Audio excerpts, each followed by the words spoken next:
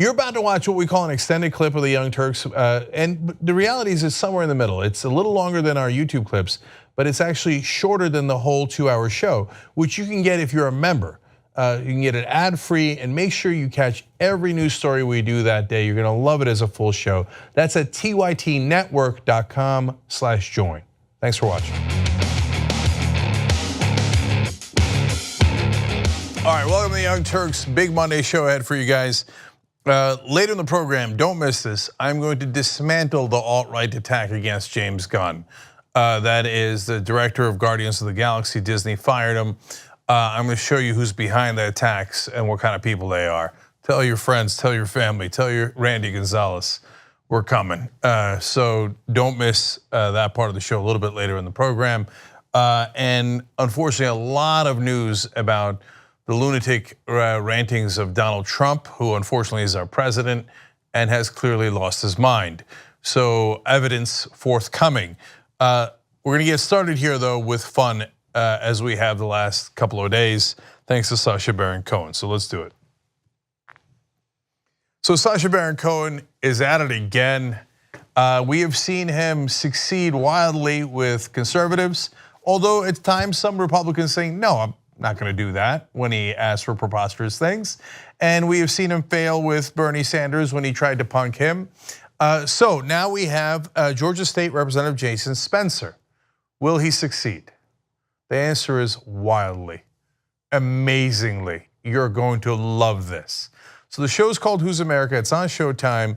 And I'm gonna just show you clips here because we can't show you the nudity that Spencer agreed to do. Awesome, phenomenal. But who the hell is Spencer? Why are we even having a conversation about him? Well, he made a little bit of news because he pushed for two things in Georgia. One was a burqa ban, which he explained to Captain Aran Morad, one of the characters that Sacha Baron Cohen does. He renamed so that it wouldn't be illegal. Otherwise, he knew his own law was going to be illegal. Well, the burqa ban is going to come into play here in just a minute when I show you the videos. And the second thing he's known for is threatening a fellow legislator in Georgia who happened to be African American, saying that she better not go to certain parts of Georgia if she cares about her safety. So that's this charming gentleman. So having him mocked is particularly fantastic. And you can see how profoundly stupid he is in his reactions. So in talking about the burqa ban, Sacha Baron Cohen's character here tells him that he is sympathetic and that he used this trick as part of what he does in Israel of using selfie sticks to take pictures under people's burqas. He explains further here. I do not know whether this is a woman or a man with an explosive. We pretend to be a Chinese tourist because the Chinese are always taking selfie. Okay, convince him or her that you are Chinese. Go. Konnichiwa, Red Dragon, Beijing, Hong Kong. I think I'm in Hong Kong. Sushi. When I said, oh, I see the Red Dragon. Oh, do you speak Chinese? Ho Chi Minh City. Oh no. So no. Thank you. Red Dragon chopstick. Sushi. Oh no, I see you. Good. Let's look at the picture. He's not a terrorist. Okay, I mean, does it get any better than that? By the way, it's going to later in this segment, but I thought you couldn't top that. Red Dragon, chopsticks, Ho Chi Minh City, Hong Kong. But my favorites were konnichiwa, which is not Chinese, and sushi, also not Chinese. Okay, wow, okay, oh boy. Now, we're gonna go to the second clip where he gets the representative to yell the N-word over and over again.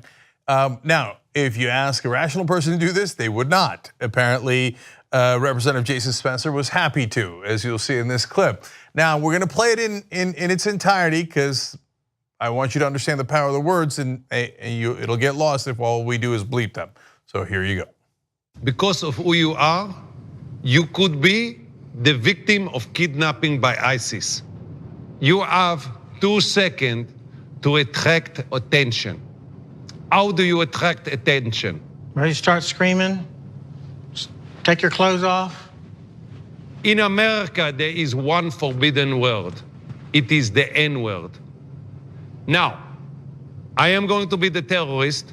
You have 3 seconds to attract attention. Go! Nigger! Nigger! Nigger! What? Nigger! Are you crazy? The N-word is noonie, not this word. This word is disgusting. Wow, wow. I laugh at the N-word is noonie. By the way, throughout, he says, I've been in Mossad for 13 years, not in Mossad.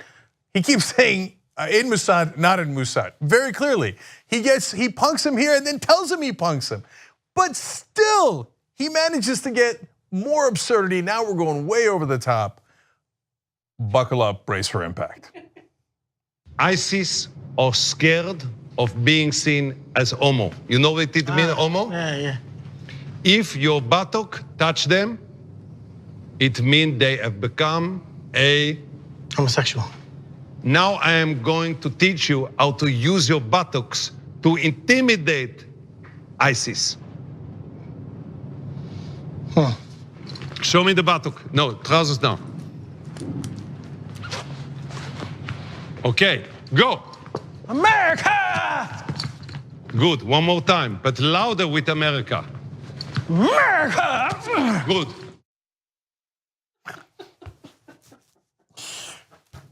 Do any of you think that if someone told you to yell America ass first, that you would take your trousers down when you're a state representative or anyone, any rational human being, and do that? It got worse, but I can't show you the rest because he actually got him to take off his underwear. There's cameras everywhere. I mean, his ass is all over. They didn't show the front, thank God. You know how he did it? Super easy. He said, in Mossad, I'm not in Mossad. We have a saying, if you want to win, you show some skin. So the guy takes off his underwear and starts attacking him with his bare ass. That's who Representative Jason Spencer is. And that's why this show is great, because it exposes people for who they actually are. And that's the genius of Sacha Baron Cohen. Okay. America!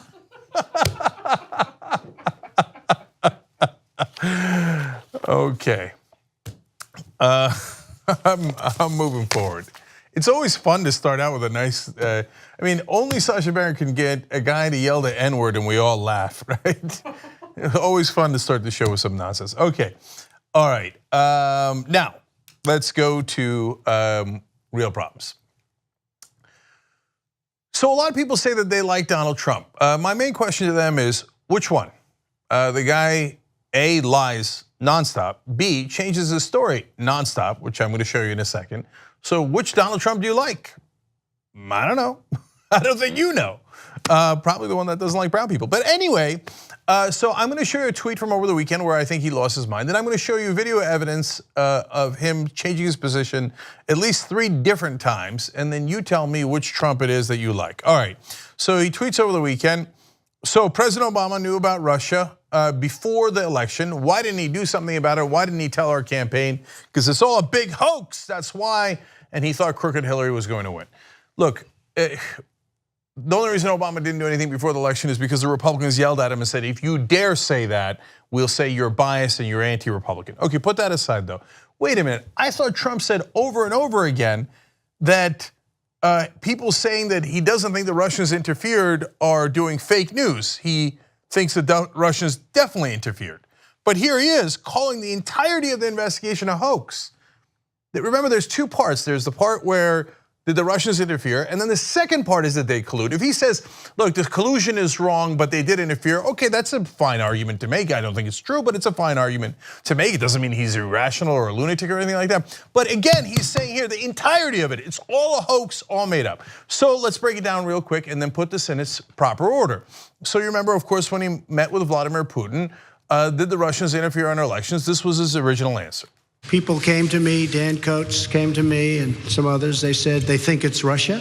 I have President Putin, he just said it's not Russia. I will say this, I don't see any reason why it would be. Okay, that was super clear. I don't believe my own director of national intelligence. I believe Putin. He said, I don't know why it would be. Now, it was crystal clear. Nonetheless, they pretended that he misspoke, so he said this. In a key sentence in my remarks, I said the word would instead of wouldn't. The sentence should have been, I don't see any reason why I wouldn't or why it wouldn't be Russia. So that's where he looks like a chastened child, is clearly reading off of prepared notes that are not his words. But okay, fine, he flipped and he says, oh, no. I definitely think the Russians interfered. I don't know why it wouldn't be them. Although, of course, he added this part. I accept our intelligence community's conclusion that Russia's meddling in the 2016 election took place. Could be other people also. There's a lot of people out there.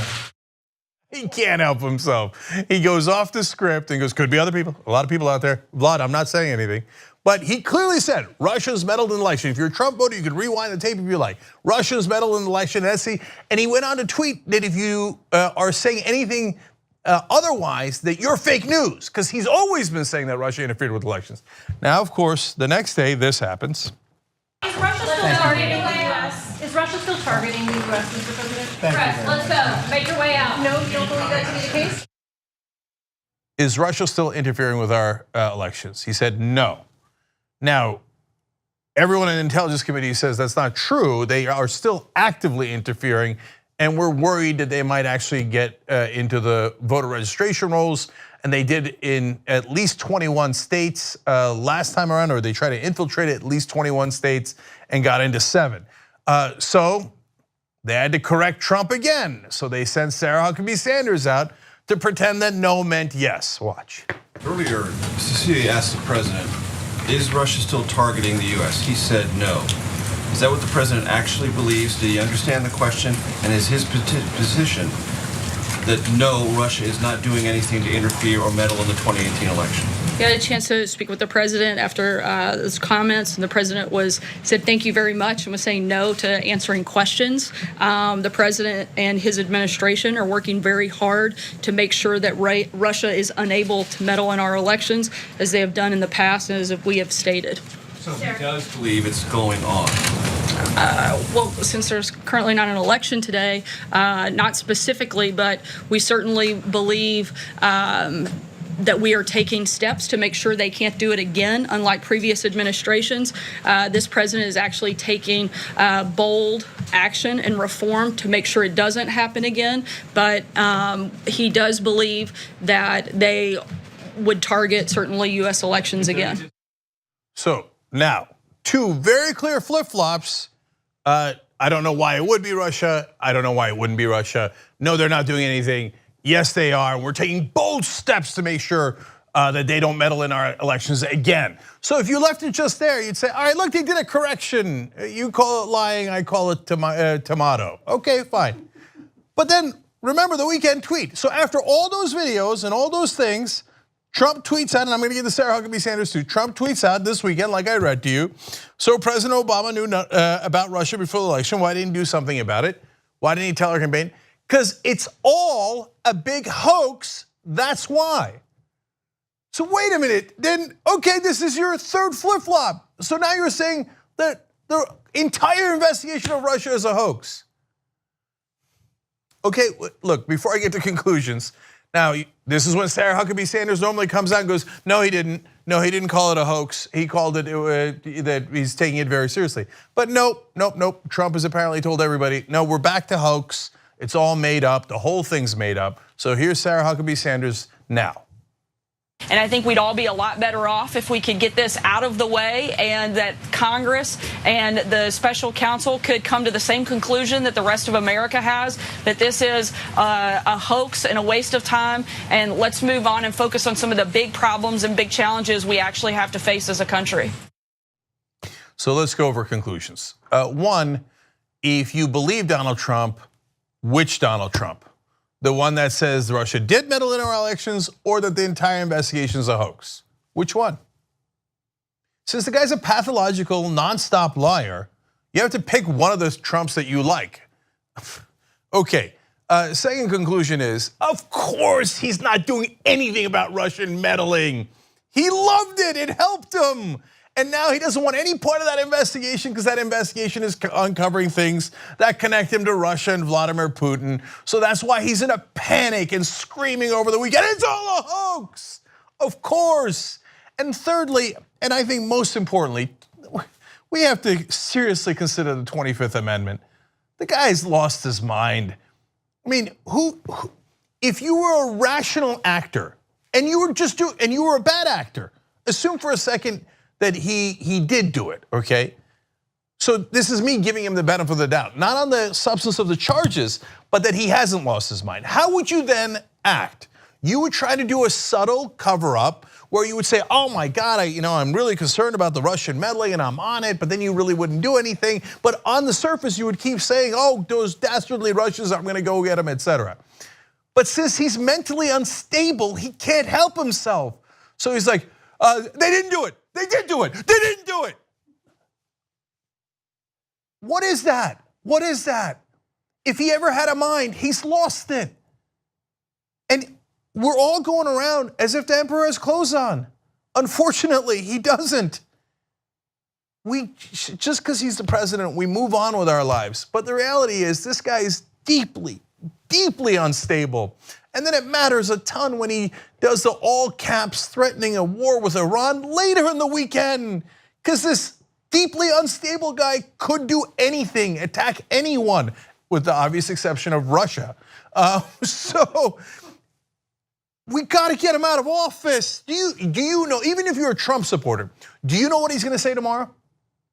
Do you know if he's gonna say that, oh yeah, Russians meddled and anybody who says otherwise is fake news?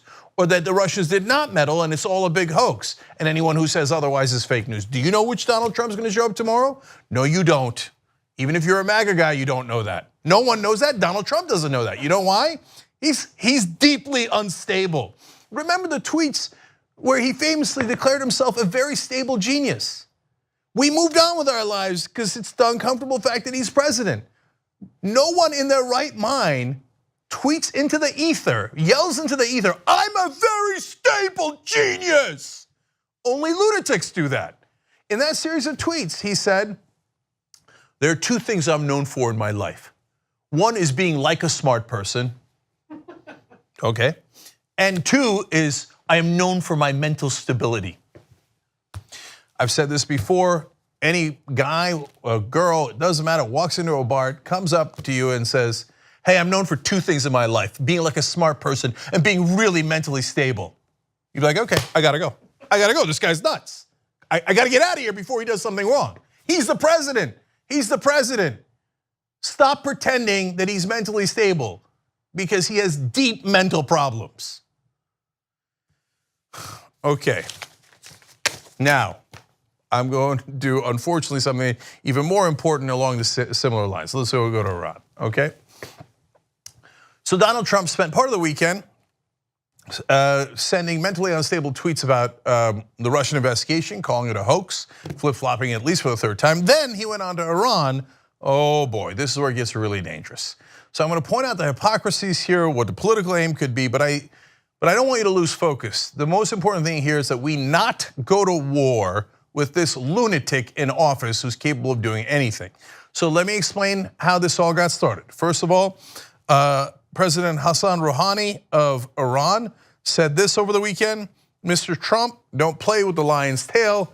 This would only lead to regret. This is an obvious reference to the United States withdrawing from the deal that we had with Iran.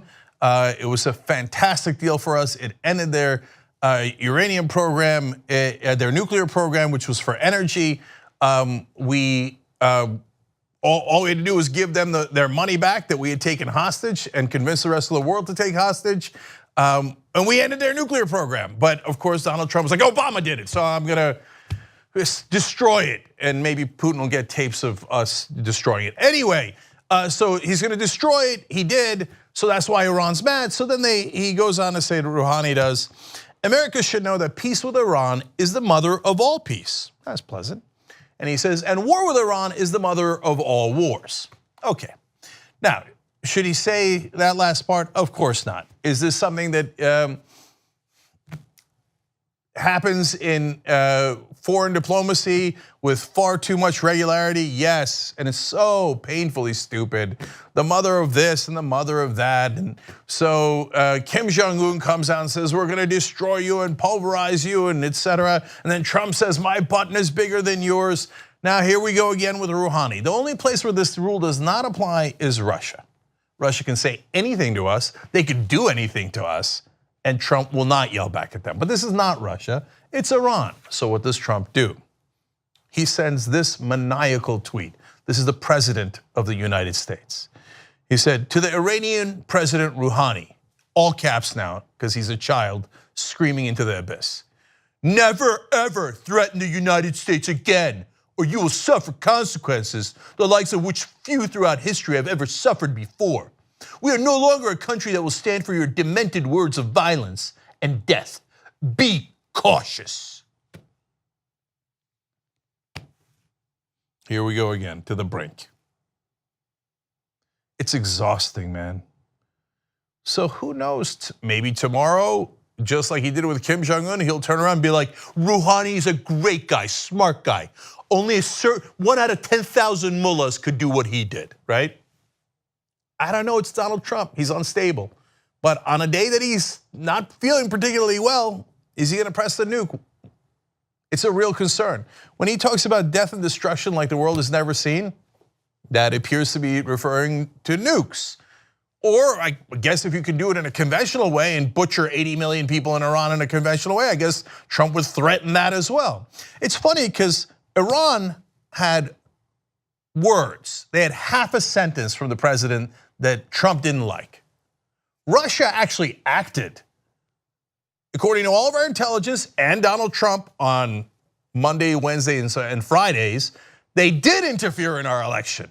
They did. And they're actively engaged in cyber warfare against us today, according to his own director of national intelligence. Nothing against Russia.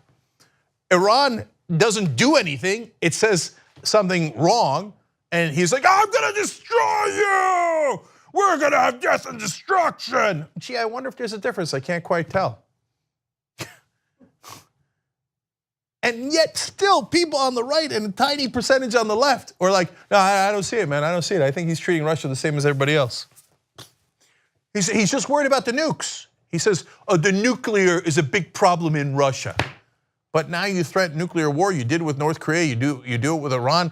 This is the same president who said that he wanted to increase the size of our nuclear arsenal by tenfold. Well, I thought you were concerned about the nukes. No, he's deeply belligerent with everyone except Russia. Okay, but more importantly is this a distraction? And if it's just a distraction with words, I'll take it, I don't care. All right, the guy's a lunatic, I already knew that. He can scream into Twitter as long as he likes. And I obviously he's trying to get people to stop paying attention to all the damaging evidence that's coming out in the Russia investigation. Now they have Michael Cohen's 12 tapes where they are talking about his mistresses, etc. He doesn't want you to look at that. He wants you to look at Iran and distract you with that way. And Fox News is going to help him. If he leaves it at that, I don't care. It's typical politics. But if he thinks the next step is, oh, I'm in a lot of trouble. You know what would be a really helpful distraction and what rallies the country no matter what? War. And war in the Middle East, war with Muslims. Oh, too easy, too easy. In fact, he charged President Obama with potentially doing that. Of course, it was projection. Now that he's president, that's what he actually does. So now Rouhani has to respond, otherwise he looks incredibly weak to his own voters and supporters in Iran. Voters, such as they are. Anyway, so instead of Rouhani, they sent out Javad Zarif, who often gives out the statements for the Iranian government. And he says, color us unimpressed. He said the world had even harsher bluster a few months ago. And Iranians have heard them, albeit more civilized ones, for 40 years. We've been around for a millennia and seen the fall of empires, including our own, which lasted more than the life of some countries. Be cautious. Okay, great. So in order to distract you, Donald Trump might start a war. Some libertarians, some on the left think, no, he's actually a peaceful guy. He wants peace with Russia. That's why he keeps giving them everything they want. And and that's why he gave Kim Jong-un everything and got nothing in return. No, he doesn't want peace. All he cares about is himself. You think he would hesitate for a second to start a disastrous war that would kill hundreds of thousands, maybe millions of people to save his own political ass? If you think he would pause for a second, you don't know Donald Trump at all. He has no conscience, does not care about other human beings at all. The only question in his mind is, does this help Donald Trump or does it not help Donald Trump? By the way, for those of you that are concerned about interference, I'm concerned about interference. Let's also be fair about interference from other countries. If you didn't see this story, this happened very recently. Benjamin Netanyahu came out and bragged on tape. That's the Prime Minister of Israel. We convinced the US president to exit the deal, referring to the Iran deal, and I had to stand up against the whole world and come out against this agreement, and we didn't give up. So if you're concerned about Russian interference, maybe you should also be concerned about Israeli interference. But of course, in the mainstream media, no. Israel interfering in our elections is awesome, wonderful, just like it should be. Russia interfering is terrible. I, on the other hand, am consistent. I don't want either one of those countries or any country interfering with our elections, with our president, with our policy, and then bragging about it and rubbing people's face in it. Oh, I took a great deal that the US had and I smashed it because the Americans work for me, yay. I can say that out loud because the media is not gonna pay any attention and all the politicians basically support Netanyahu, and a lot of the Democrats bragging that, oh no, we wanted to move the embassy before Donald Trump did. All right, it's a pertinent to this story, and I'm giving you all the details. Now, here comes Fox News. They got to do propaganda and beat the war drums for Donald Trump, so here's round one. But Iran, as you know, this is a country that yells death to America. So they're, we've been in a conflict with them for a very long time. State sponsors of terror, like Steve said, they're not having such a great situation there at home right now. And let's remember a few key facts here. If we wanted to, we could wipe out Iran with the push of a button. That's militarily. Economically, with regard to everything that's going on there, sanctions could literally destroy the regime that's in power right now. And when push comes to shove on the international economic stage, who's the international community going to side with? A trading partner like the US that has 330 million people, or whatever it is in Iran that has about 80 million people? They're going to side with Iran, they're going to side with the US. Iran really doesn't have a leg to stand on here in trying to threaten us. I've seen this movie before. Oh, they'll throw roses at our feet. The Iraq war will be really easy. The original estimate by the neocons in a congressional hearing for how much the Iraq war would cost was $1.7 billion. And they said it might last a couple of weeks. It lasted over a decade and cost $2.4 trillion at a minimum. So now they're on Fox News again. Oh, it'll be easy. We win at the press of a button. There's 80 million people in Iran. It's 4 times larger than Iraq. If you thought Iraq war was an epic disaster, you are right. And the war in Iran would be far worse, far worse. It would not be easy. It would be disastrously difficult. And of course, these morons have no idea. They blithely talk about war like it's a game. So more of this, round 2 from Fox News. You seem to be having a reaction while I read that tweet. What is it? Oh, I mean, or what? What's the president going to do? It's really easy at midnight to put caps lock on your computer or your iPhone and tweet tough words, but what does that mean? Well, he's obviously sending a message. But what message? He's going to attack Iran? You think we just be like passive as we have been for 30 years? Every time they say death to America, down with the USA, down with the red, white, and blue, over and over. People all across America sitting back going, why don't we stiffen our spine when it comes to this? But you know what, Bill? They don't want their sons and daughters to go to war. I'm not talking war. Well, what's the president talking about then? Right now we're talking words, because that's all the Ayatollah and all the Iranian president seems to be full of these days, and that's words and the president's response. Bill Hemmer is particularly loathsome. So when he worked at CNN, he was middle of the road Bill Hemmer. The Republicans say this, Democrats say that. Now he works for Fox News. He's like, who's signing my paychecks? Oh yeah, when are we gonna stiffen our spine against Iran? They've been talking stuff about us the whole time. Okay, by the way, that was Marie Harf that he was responding to. She's a former Obama State Department spokeswoman, so that's why she was the only one making sense. And I don't remember Hemmer, though, in his strike back, talking about stiffening our spine. I don't remember him saying that about Russia. Hey, they interfered with our elections. Why don't we stiffen our spine? It's about time we did something with Russia. No.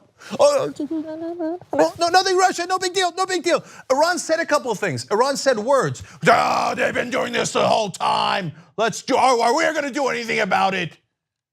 Oh, they love war, as long as it's not Russia. Okay, they're like, we're going to make money. The defense contractors, the oil companies, Fox News, we're all going to make money. Great. Which disastrous war where millions of innocent civilians died do we start next? Stiffen our spine. So that seems fairly selective. And then he disingenuously say, I'm not talking about war. I just read you the tweet. Trump says they will suffer consequences like the world has never seen. While we do what, play patty cakes? What is he referring to there? Obviously he's referring to war. What else is that? Well, we will beat them in checkers like you have never seen before. No, of course he's talking about war. And Fox is like, oh, finally, we're back to belligerence, great. I got so tired of kissing Russian ass. People actually doing something to our country. Iran said words, let's attack. And of course, they have an unstable, mentally incompetent president. So I guess war is more likely. They must be thrilled. So the neocons, they didn't get what they wanted in Russia, and I'm glad about that. I want him to actually protect our voting booths and our democracy. I don't want him to do that through war against Russia or anyone else.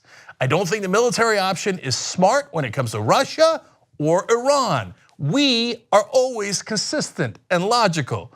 They, on the other hand, go, Russia, I'm really not gonna do anything, Russia, what's the big deal? Iran, let's go to war. They said half a sentence I don't like. Typical of the conservatives and their nonstop hypocrisy and warmongering. Young Turks. Back on the Young Turks, bunch of comments for you guys. Jim Lawrence writes in, yeah, Representative Spencer got exposed, all right. Get it? Get it? I like that pun, Jim. Stephen Luke writes in, people who want to ignore the topic of Russia just because they are bored with the topic are insane. Putin might be controlling your president. If you want more of my opinions on that, go on Twitter today and you'll get more than you bargained for. We could talk about it on the postgame with John today too, if you guys like. And I know that it's an explosive topic. All right, star 7434 writes in on YouTube Super Chat. I think you guys are missing the larger picture. Netanyahu's role, his many visits to Moscow in the past several months, as well as the Saudi prince. They're looking to isolate Iran. Eventually war, question mark. No, I'm not missing that at all.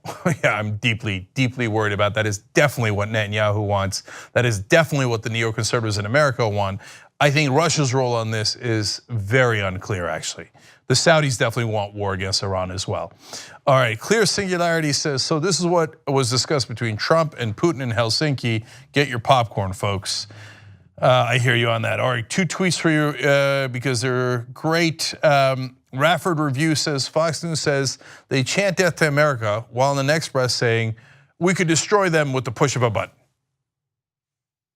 It's a great point. Like, oh no, we're allowed to say death to Iran and we could destroy them and want to destroy them. We should destroy them and stiffen our spines and all that stuff anytime we want, but they can't dare say it back. Okay, and finally, Captain Shinglepants says in a tweet befitting of his handle, in a public bathroom stall watching TYT, and Jenks says, yelling America ass first has me laughing. I'm sure the guy in the next stall is creeped out. Okay, that's probably true, Captain Jinglepants, but I do appreciate that you're watching TYT in a stall. Get the TYT app, you'll be able to watch it anywhere, okay? TYT.com/app. All right, I do have fun news for you guys about us real quick. Great news about the Young Turks. Wait, I gotta tell you first. We just passed 4 million subscribers on the Young Turks YouTube channel. 4,009,443 when we made that graphic. It's now probably substantially higher by the time you see it. Yeah, that's just one of our dozens of channels on YouTube. It's the flagship channel, this one. But you can watch so many of our other channels on YouTube, including a lot of our partner channels like Secular Talk, Jimmy Dore Show, Humanist Report, and the list goes on and on, Ring of Fire, Sam Cedar. But that's not all. I wanted to show you our total views while we're at it. It's not a big deal, 8,890,000,000 views on YouTube, Facebook, and other platforms. Largely YouTube and Facebook, but there are other platforms in there as well. That's nearly 9 billion views. And then our followers, number of subscribers we have overall is 13,170,000 for the TYT network, home of progressives. And here they are, 13.1 million of them. So thank you guys. Thank you for everybody who subscribed to the Young Turks on YouTube. Thank you for subscribing to any of our shows all across the network on YouTube or Facebook or Hulu or anywhere else you find us, YouTube TV. Make sure you get our app at tyt.com/app. And most importantly, guys, you make all this possible by subscribing and getting all the Young Turks shows commercial free. So go to tyt.com/join, become a Young Turks member. That makes all the difference in the world. Power all of these progressive shows. The new podcasting network has Nina Turner, Teray, Anna Kasparian's new show, and the list goes on and on. Jimmy Dore's show. So home of progressives, wide opinions here, including on the main Young Turks channel that just passed 4 million subscribers. But let's all go and be members now so that we can support progressives in the entirety of the network. tyt.com/join. Thank you. Okay, now let's move on to more news of the day. Okay.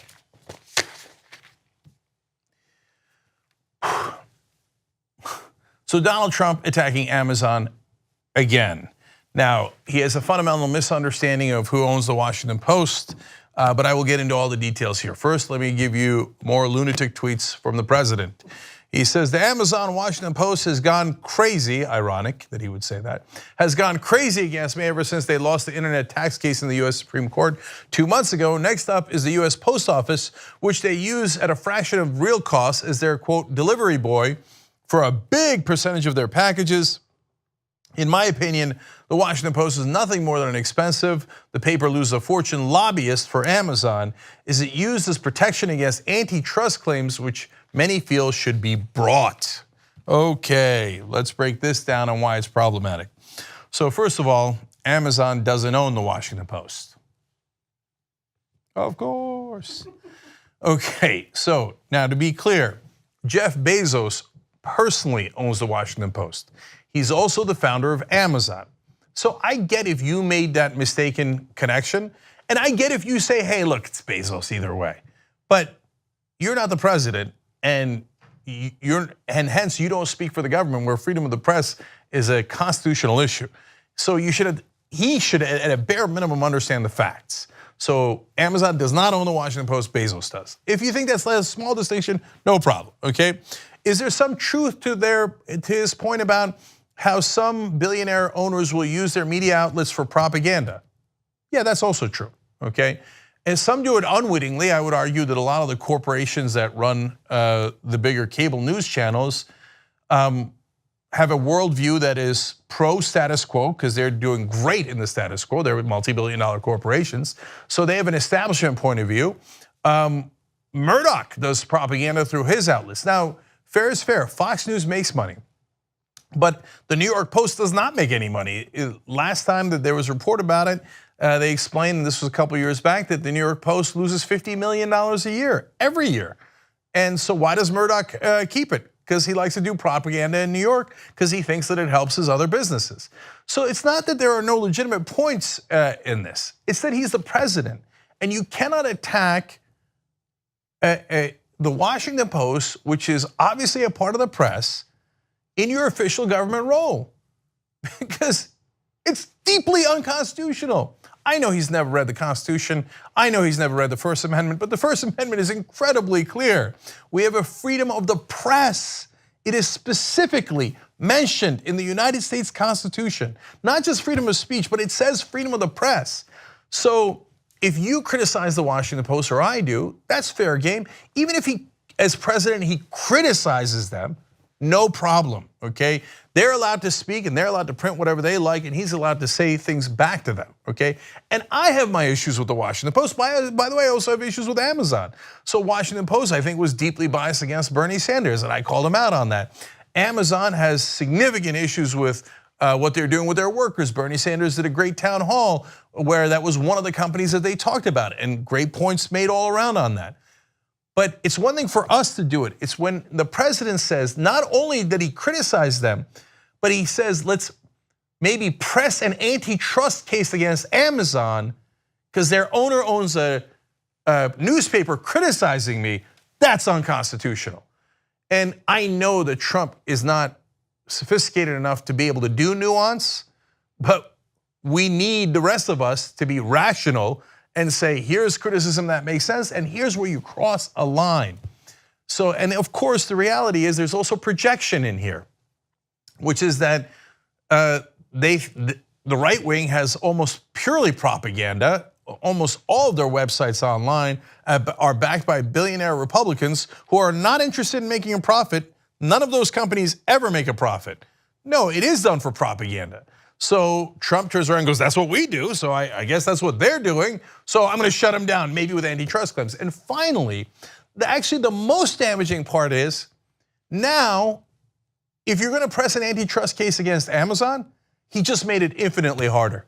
Because Amazon can now walk into any court and go, the president is clearly trying to control our speech. He says in his tweets and in his statements over and over again, he doesn't like what Bezos is printing in the Washington Post. That's why he's attacking Amazon through an antitrust claim. Well, you just screwed up the antitrust claim. As usual, pathetically stupid and does not understand our system of government. And if there was a case to be made against Amazon, he just ruined it. So ironically, Bezos has got to be thinking, how did I get this lucky to have this schmuck in office? All right. Now, let me quickly go to another piece of propaganda that they put out there. Wait, actually before that, I got a daily news story I got to give you. Sorry, yes. Okay.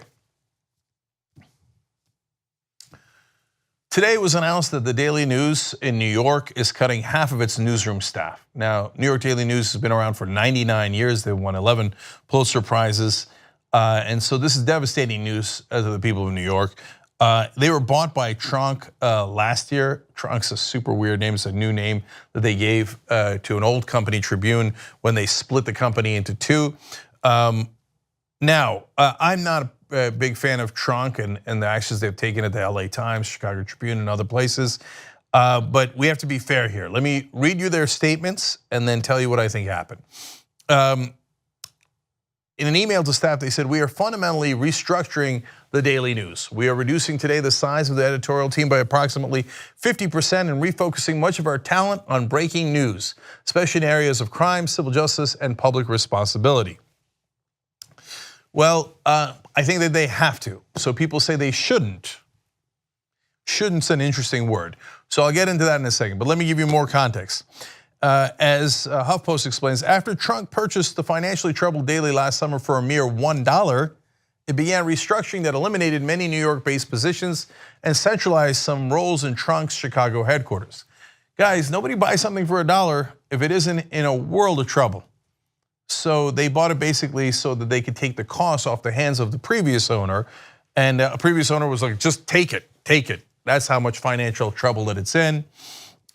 More context, referring to Trunk, it changed direction and dedicated itself to, the Daily News did, into digital news, making it a top 10 publisher as recently as 2016, but it has downsized substantially over the years, sustaining a major layoffs in 2013, 2014, and even earlier this year, when 21 people, mostly production workers, were let go. So we could rage against this machine, but I'm gonna tell you what's wrong with the machine in one more second, but I wanna give Jim Rich his opportunity to weigh in on this. He was editor-in-chief. He said, if you hate democracy and think local governments should operate unchecked and in the dark, then today is a good day for you. Now, unfortunately, that's true. Bill de Blasio, the mayor of New York, came out against this, and so did Governor Cuomo in New York. But you can come out against it, but the question is, what are you gonna do about it? And so the most important question goes to you guys, because unfortunately, a lot of the news business has become unsustainable, and most definitely the newspapers. So here's what happened, guys. They lost their classified section. It's not Craigslist's fault. It's just normal disruption and technology. but their classifieds got obliterated. That was a huge part of how they made money. Then people stopped reading the newspaper. You know why? In the old days, the newspaper was the main way that you got the news. There was a morning edition, there was an afternoon edition, an evening edition, because you didn't have the internet, you didn't have TV. So you actually needed the newspapers for news. Now, very few people actually rely on the printed newspaper to get their news. Obviously, there's not just a morning, afternoon, and evening edition of the news, there's nonstop edition of the news online. So of course they were gonna lose a lot of their readers, a lot of their subscribers, etc. Then the third thing that happened is advertisers panicked over news. Oh my God, it's brand unsafe, run for the hills. By the way, some of the mainstream media started that as an attack on digital media, predominantly against Facebook and Google, but it backfired on them. Now it is affecting all of news. So does Daily News have real financial trouble? And is that why they made these cuts, or they just kind of wanted to make it to ruin the news? No, even with any questions you might have about Trump and how they manage other papers, they had to make the cuts because they're not making enough money. So that's the real problem. So how can you fix it? Look, it's up to you guys. And I know that on the Young Turks, we talk a lot about good progressive candidates. You can give money to movements to get money out of politics, et cetera, et cetera. But if there's a paper that you like, support them by subscribing. Look, I'll give you another example. New York Times. Now they can say this was a coincidence, but when the majority of their money came from advertising, they had the Harvey Weinstein story, but they did not break it. Back then, one of their top advertisers was Weinstein's movie company. And hey, what a coincidence. They held the story and didn't run it. Now, the majority of the revenue for the New York Times comes from you guys, from subscribers. So they have the Harvey Weinstein story and boom, they run it. Look, in that case, maybe it was a coincidence. But I know that if you're beholden to subscribers, the actual audience, you're gonna get much better news and journalism, okay? So I don't know if you like the Daily News. If you do, I don't even know to what degree they have a digital subscription business, but they should. Okay, if they don't, then they're doing something wrong. But then support them that way. If you want to grow any news organization, the way you do it is by supporting them and subscribing. By the way, that also applies to us. So if you like what we're doing, tyt.com/join. Become a member, get all of our shows, get them ad-free, and support the home of progressives. So we can complain about the Daily News layoffs, you can complain about newspapers going out of business left and right, or if you got digital media companies that you like that are having trouble. But the only way to solve it is to actually bring in more revenue, and the way you do that is by having more subscribers. So, and this is me trying to help, yes, ourselves, because I'm telling you the reality and I'm telling you what makes this show run and this network run with all these progressives in it, but also the Daily News is a constructive and a real way to actually help them rather than just saying, oh, it's terrible and the company's bad.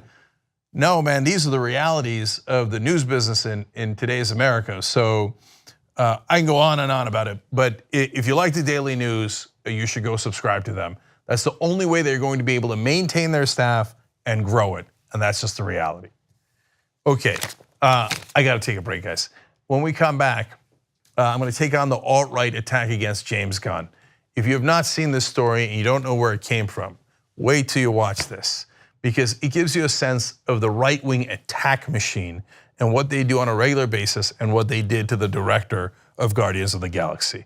We'll do that when we return. Thanks for listening to this podcast. You're only halfway through, so hold, stay right here. Just want to remind you, if you want to get all 5 segments of the Young Turks commercial free, these are just 2 of them. Every day we do it. So go to tytnetwork.com/join and you get the whole 5 segments, 2 hours, ad free. Do it now.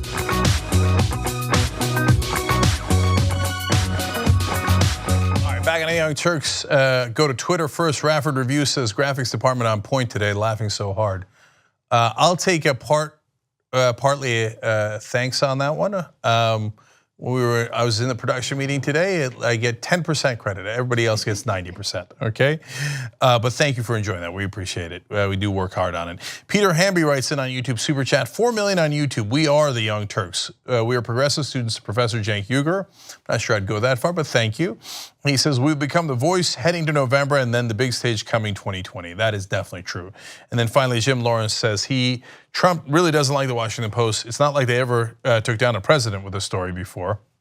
Good point, and why he might be concerned. All right, now let's go do the major story on the alt-right. Okay. James Gunn was the director of Guardians of the Galaxy. I say was because he was recently let go by Disney because of a controversy online regarding some very old tweets that he sent. Now, he came up through an area where he did shock humor and did some entertainment that was more schlocky as well. And he wrote some tweets that were definitely considered offensive today. He has apologized for them. And people think, well, that's it, that's the whole story. No, that is not the whole story. Let me tell you what actually happened so that you have the proper context. First of all, there are a lot of people who understand the context and a lot of people who worked with him who are now rallying to his defense. So they too are being attacked, which is part of the game plan, as I will outline to you. So Selma Blair is one of the people who are supporting him, worked with him in the past. So she sent out this tweet encouraging people to sign a petition to get him rehired by Disney. By the way, this morning, it's probably now much higher, but that petition already had over 170,000 signatures. Now, the reason for that is not because people necessarily know all of James Gunn's track record, but those people understand where these attacks came from and why conceding to those attacks is a terrible, terrible idea. Give you some background on Blair. HuffPost writes, Selma Blair, a victim of sexual harassment, who was encouraged by Gunn to step forward in her claims against director James Toback as the Me Too movement gained steam. Thank Gunn for decency and your evolution as a man. She went on to write, I thank you for your talent, your decency, and your evolution. You propped me up when I was in a scary place and guided me towards the decent and right thing to do. You have shown strength of character more than most anyone I know. You understood. So his actions showed that he was actually incredibly supportive of women.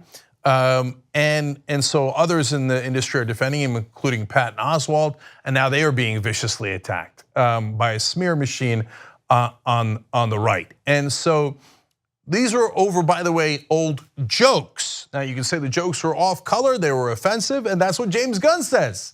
And he agrees with you on that, and that's why he does not stand by them. But they were clearly jokes. Nobody thinks that he was being serious. So the guy who took them seriously on purpose is Mike Cernovich.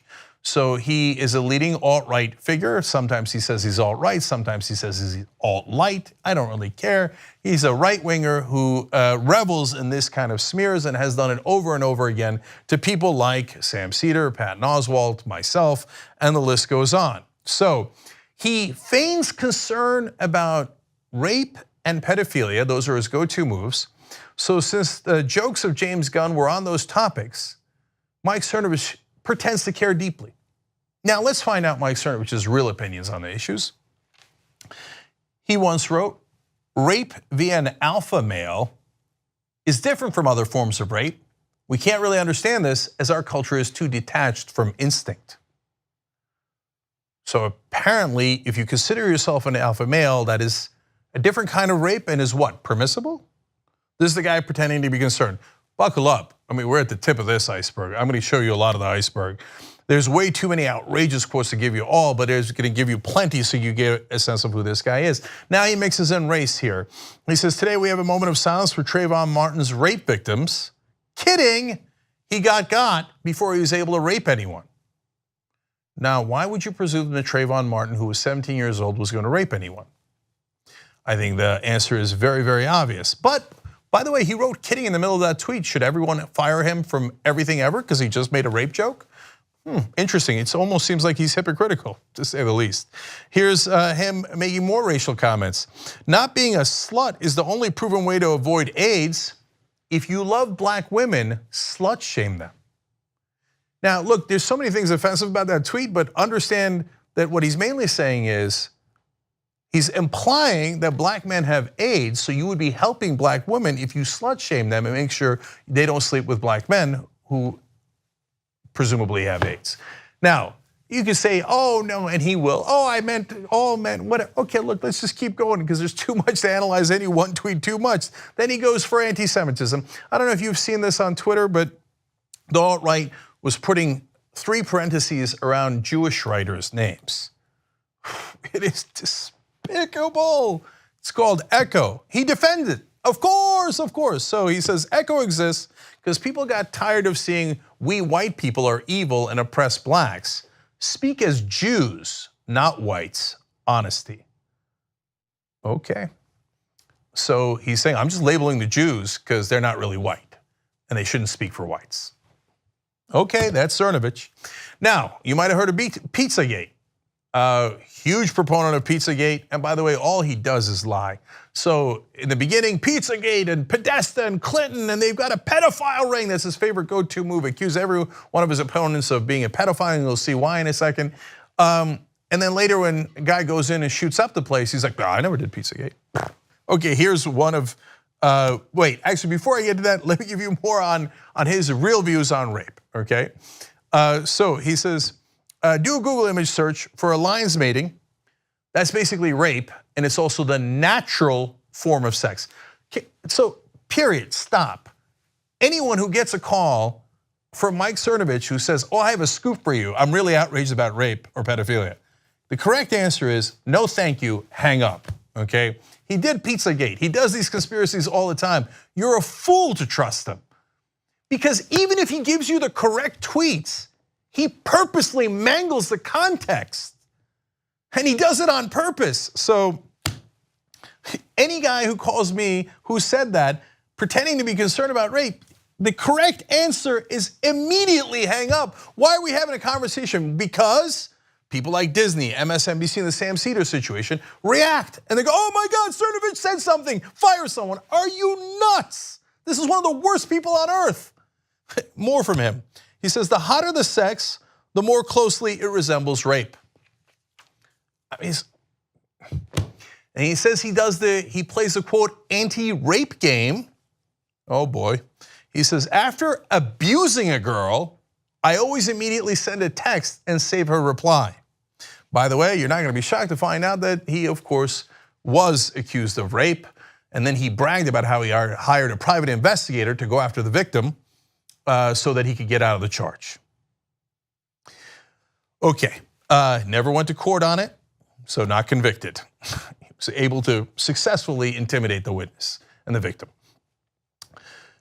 Now, on to his strategy. He says that the right way to go is to create compelling spectacle using conflict, use trolling tactics to build his brand.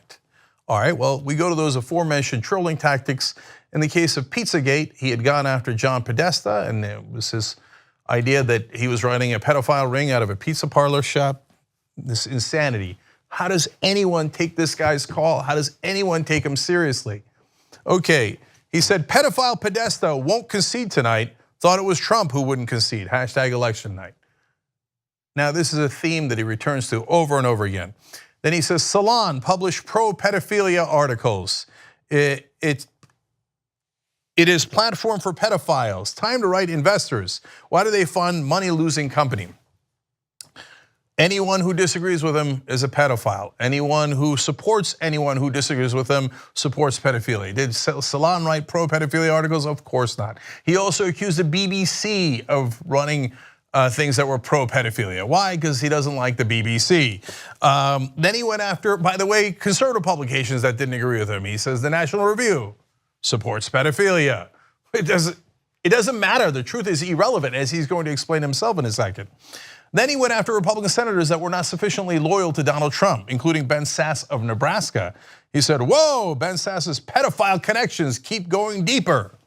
On and on and on. It's the same MO every single time, and the one he used against James Gunn. And why did he do it? He said, oh, I didn't like that he was criticizing Donald Trump. And they didn't like what the reaction to the actor Mark Duplass when he said he likes Ben Shapiro. They're like, oh yeah? That's it, we're gonna destroy you. Okay, well, at least you're clear. Now, Jesse Singal had written a piece about him and in New York Magazine, and so he struck back against him. I hope you're sitting. Guess what he called him? He says, I'm 100% sure Jesse Singal is a sexual predator. He has all the telltale signs of a date rapist. It's no end to it. So then, but this is the important part. He then bragged on Twitter that he's doing it on purpose. He wrote, Jesse Singal is a sexual predator. I can get that on page 1 of Google in due time. Now he knows that Singal is not. He just wrote a piece about Cernovich that he didn't like. So that's him basically bragging. I can ruin this guy's reputation by lying about him as long as I get it into page 1 of Google. That's what he does. And yet people take attacks from him seriously. Okay, he explains his method. He says, to beat a person, you lower his or her social status. And what's the best way to lower anyone's social status? Just call them a pedophile. Call them a sexual predator. Now, if you happen to support those guys who actually are, who cares? Why? And if they're not actually sexual predators or pedophiles, who cares? Here's another why. Here's another quote from Cernovich. Quote, logic is pointless. Doesn't have to be logical. It doesn't have to be true. It just has to work.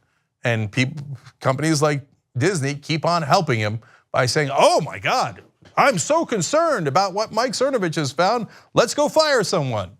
Okay. Now, the anatomy of a hit job. Vic Berger is a guy who went after him on Twitter. So he decided he was gonna go after Vic Berger. So what does he do? Of course, charges of pedophilia. Totally unsubstantiated, made out of whole cloth like every single time. So then Vic Berger says, I'm not a child molester, as anyone would say. And then Cernovich turns that around and goes, the whiner doth protest too much, methinks. So you accuse him of being a child molester. He says, I'm not a child molester. You go, aha, so you must be. But it works for his alt-right lunatics who sometimes show up with guns. He then goes on and says, as they did in the Pizzagate situation, he says, life tip for Vic Berger. When you have to tell people you're not a child molester, you've gone wrong in life, please get help. Now, wait a minute, you have to constantly tell people that you're not a rapist, Mike Cernovich, because you've been accused of rape and you have at least half a dozen quotes where you celebrate rape. You want to explore your life choices? And in this case, you made up that charge against them. You made him deny it, and after you denied it, you go, examine your life choices, I got you. Okay. And then, of course, on the Vic Berger situation, he says, there is an active pedophile ring being run on Twitter. Yes, I heard you and got your tips. Department of Justice, etc., under Trump have been alerted. And by the way, these guys are brown shirts. So if you think that the Department of Justice under Trump won't one day act on these so-called tips, you might want to think again. These are scary times with these monsters that go around and have access to power. So now, another part of the MO is if you dare support anyone he has falsely accused, he will lump you in with them. So as a tweet with a whole bunch of perfectly innocent people who are decent human beings, and he writes, these are quote unquote mainstream people, all of them came to the defense of an admitted pedophile. And so don't you dare ever defend anyone I have attacked, otherwise I will say that you came to the defense of a pedophile and I will smear you and try to get that on page 1 of Google and I'll do my tactics against you. Now, does he know any people who might support pedophilia? Actually, Milo Yiannopoulos lost everything because on Joe Rogan's podcast, he seemed to turn a blind eye to pedophilia. So what does Cernovich have to say against him? Is he gonna be tough against Milo? Instead, he says this, Cernovich calls Yiannopoulos one of the only guys other than me who's doing social media right. The only guy who actually was involved in a pedophilia scandal. Mike Cernovich is like, that guy's got it totally right. The ones I falsely accused, how dare you? Immediately fire them. Finally, back to the issue of whether Cernovich actually cares about sexual assault. One more quote for you. He said, when's the last time women organized to support a men's rights issue? Stop being, and I gotta read it for you because it's what the word that he used.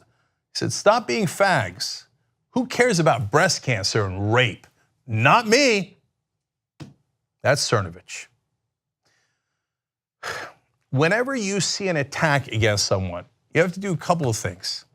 Because right now, I'm afraid, and especially the media, removes the attack from outside of its context and then by definition makes it deeply misleading. You have to say, where did the attack come from? Why did it come? And what is the context of it? So, by the way, this happens in politics all the time, not to this degree of lies and insanity and the cruelty that Cernovich and the other alt-right guys use. But they'll do oppo research and then the media will report it. There's great candidates that will have investigations of them. No investigation ever gets done of their opponent. And then people, especially in the media, will report that one attack and they'll go, oh my God, look at this one guy who's terrible. Well, how come you didn't investigate the other guys? And who asked you to investigate that guy? Who gave you that information in the first place? And oftentimes it is opposition research from other campaigns, but the media never tells you that. By the way, not only Republicans, but Democrats do that as well. And they most especially do it against progressives. So I'm asking you as the audience, whenever you see something like this, and if you're in the media business, for God's sake, write the context. That's supposed to be your job. Where did the attack come from? In this case, it clearly came from the alt-right. Why did they do it? Not because they're actually concerned about any of the issues that James Gunn joked about. It's because they think that this is the number way to smear him and to get him fired. And that the context is not that, hey, is James Gunn's tweets from 9, 10, some 14 years ago a big problem as to what he actually believes? No. I mean, look, the Sam Seder case was the perfect case. Sam Seder went after a pedophile. He went after Roman Polanski, but he joked about it. In how he went after Roman Polanski, Cernovich pretended that Sam Seder was not joking and that was supporting Polanski, the exact opposite of what Sam Seder was saying. So MSNBC fired Sam Seder, why? Because corporations panic. Oh my God, somebody attacked, and they fired him. And later we all fought back, and for that, by the way, I was also attacked. Also totally out of context. And I'm gonna say one last thing about that in a second. But we did defend him, and we're defending James Gunn right now because it is our job to give you that context. And I want you in the audience to understand that context. And so one last part of the context is, when they go to old tweets and they twist them, or even if they don't twist them, it's because they got nothing else. So they went after Sam Seder and twisted a tweet that he wrote to mean the opposite because you think they didn't try to go after Sam Seder in 100 other ways? They did. But apparently Sam, bless his heart, leads a really boring life.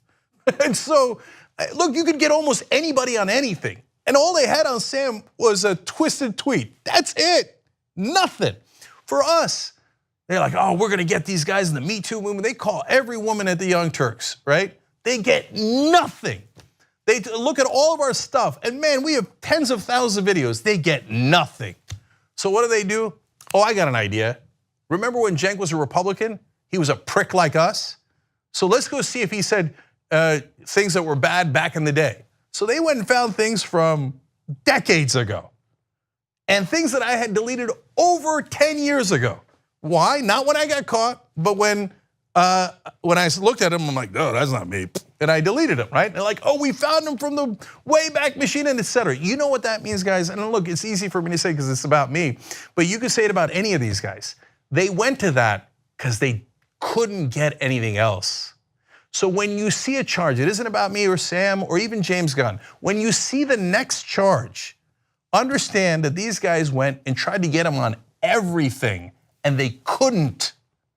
And all they could find in the case of James Gunn was really old tweets. That doesn't mean that he did any of those things. Actually, ironically, it means he didn't. Young Turks. Thanks for watching what I hope was a lovely edition of the Young Turks. Now, you know that is 2 of the 5 segments that we do because that's free. We want to have you support independent media and come watch the whole show that we do every day. That's 5 segments overall, no ads at all. That's at tytnetwork.com/join. Come become a member. Thanks for watching either way.